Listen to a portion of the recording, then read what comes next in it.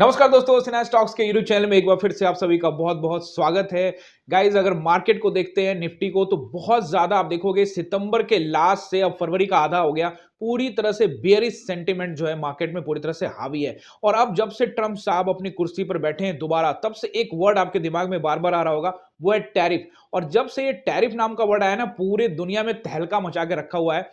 आप देखोगे मार्केट तो already sentiment, global market sentiment भी यहाँ पे डाउन है, और इंडिया का मार्केट वैसे ही यहाँ पे जो रिटेल ट्रेडर्स हैं, जो इन्वेस्टर्स है, वो वैसे ही बेचारे परेशान हैं कि क्या मार्केट यहाँ से ऊपर जाएगा। बहुत सारे इंपैक्ट का दे आर वेटिंग कि शायद बजट में कुछ अच्छा होगा, फिर आरबीआई की पॉलिसी, फिर दिल्ली का इलेक्शन, ये तीनों जगह से हाथ में कुछ मिला नहीं। और अब ट्रम्प साहब कह रहे हैं कि भाई साहब 25% का यहाँ पे टैरिफ इंडिया में हम लोग प्रपोज कर रहे हैं और लगा सकते हैं। अगर ऐसा होता है तो क्या होगा इस देखो, जहां तक मेरे पास जो डेटा है, आप भी गूगल कर सकते हो गाइस, लगभग लगभग जो है 87 बिलियन डॉलर का जो हम लोग यहां से एक्सपोर्ट करते हैं, यानी कि अपना माल जो है हम अलग अलग सेक्टर्स का माल जो है अमेरिका को देते हैं। यानी हम 8वां पोजीशन पे, अगर अमेरिका पूरी दुनिया से माल मंगवाती है, एक नंबर 1 मेरे ख्याल से मैक्सिको है, दूसरे नंबर पे उनका चाइना है, फिर कनाडा है, और इस तरह से हम 8वें नंबर पर है जिनसे वो माल मंगाते हैं। अगर वो टैरिफ बढ़ाते तो फिर निश्चित रूप से जो हमारी दूसरी कंपनियां हैं, जैसे कि मान लो कि अभी जैसे भी बात हो रही है कि मेटल सेक्टर में स्टील, एल्युमिनियम,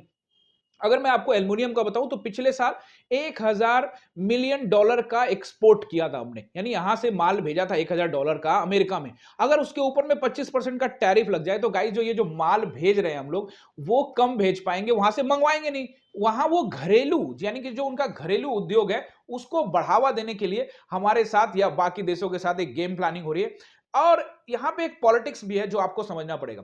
भारत ने यहां पे सॉफ्ट कॉर्नर अपनाया हुआ है कि भैया जो माल आप भेज रहे हो, यानी जो हम आपसे इंपोर्ट कर रहे हैं, माल आपसे ले रहे हैं, उस पे हम टैरिफ जो है थोड़ा कम कर देंगे। थोड़ा सा हम बढ़ाना भी चाहते हैं और लगाम रखना भी चाहते हैं। तो कहीं ना कहीं वो भी गेम खेल रहे हैं भाई साहब, कि पहले दबाव डाल दिया मार्केट के अंदर में, सभी जगह पे, इंडिया में भी दबाव डाल दिया कि भैया रेसिप्रोकल, यानी आप भी बढ़ाओ हम भी बढ़ाएंगे, फिर सिंपल सा लॉजिक है। तो ये कहीं ना कहीं प्रेशर पॉलिटिक्स भी हो सकता है। और इस बीच में फ्रांस का दौरा है, और वहां से प्राइम मिनिस्टर अमेरिका में मिलेंगे।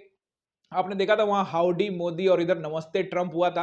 अब एक बार कुछ वैसा ही नमस्ते ट्रंप हाउडी मोदी करना पड़ेगा, क्योंकि कहीं ना कहीं आप देखते हो ना, मार्केट जो है वो पूरी तरह से बेरी सेंटीमेंट पे है।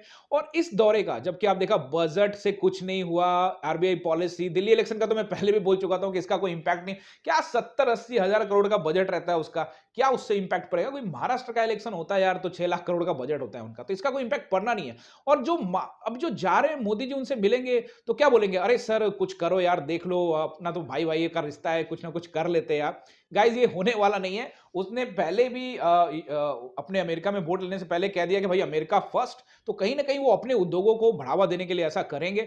और कहीं ना कहीं उनका, देखो, हर कोई अपने देश के विषय में पहले सोचेगा। और कहीं ना कहीं भारत को भी सॉफ्ट कॉर्नर इसीलिए अपनाएंगे, भैया आप जो माल भेज रहे हो हम उसमें टैरिफ कम कर देते, बदले में आप भी कुछ ना कुछ कम करो।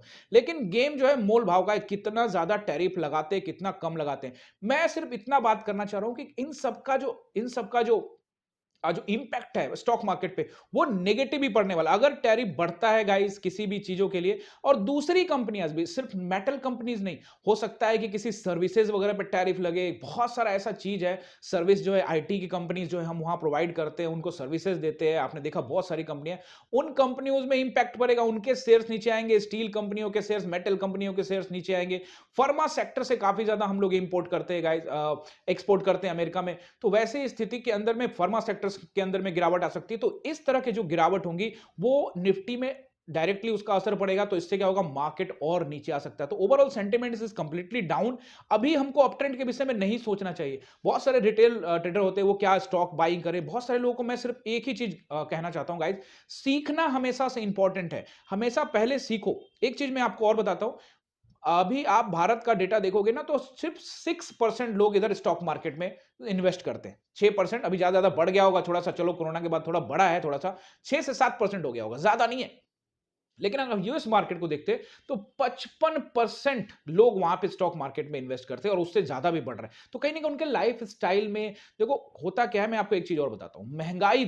महंगाई दर हर साल 8% के भाव से बढ़ती रहती है। जो उसका जो बढ़ने का जो रेशियो है, वो 8% हर साल बढ़ती है, 8 से 10%।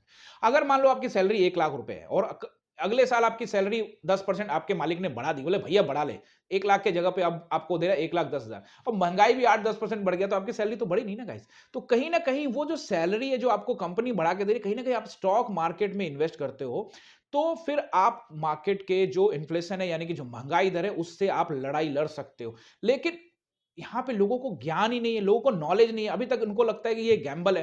देखो जब तक बिना सीखे करोगे ये गाइस गैम्बल ही होगा। ओवरऑल बस मैं यही कहना चाहता हूं कि मार्केट का जो सेंटिमेंट डाउन है, बट आपको समझना है कि कब पैसा लगाना है और कब पैसा यहां से निकाल लेना है। आप देखोगे सबसे बड़े खिलाड़ी वॉरेन बफेट ने भी एप्पल का भी 2 महीने पहले एप्पल का 50% शेयर क्यों बेचा? क्योंकि लिक्विड चाहिए। पूरे ग्लोबल मार्केट में जब गिरावट आएगी तो लिक्विड नहीं होगा उनके पास, तो खरीदेंगे कैसे? तो कहीं ना कहीं गल्ले में पैसा होना चाहिए, और गल्ले में पैसा होगा तभी तो खरीदारी होगी। इसके लिए फिर से मैं वही चीज कहूंगा, सीखना बड़ा इंपॉर्टेंट है। और सिखाता तो मैं हूं ही ना, 9:15 से लेके शाम के 3:30 तक लाइव होता हूं मार्केट के अंदर में। आप भी जुड़ सकते हैं, नीचे नंबर स्क्रीन पे आ रहा है, आप हमारे टीम से कांटेक्ट करिए और अपनी जर्नी की नई शुरुआत करिए। देखिए स्टॉक मार्केट, आप सारी चीजों को देखो, बैंक्स में जो आप पैसा डालते हो, जो आप म्यूचुअल फंड में पैसा डालते हो, जो भी आप कहीं जो पैसा इन्वेस्ट करते हो बड़ी कंपनियों के अंदर में जो पैसा आता है, वो सारे स्टॉक मार्केट में तो लगा के वो पैसा बना के बदले में आपको 6% साल का रिटर्न दे रहे हैं और खुद 15, 20, 25% का रिटर्न कमा रहे हैं।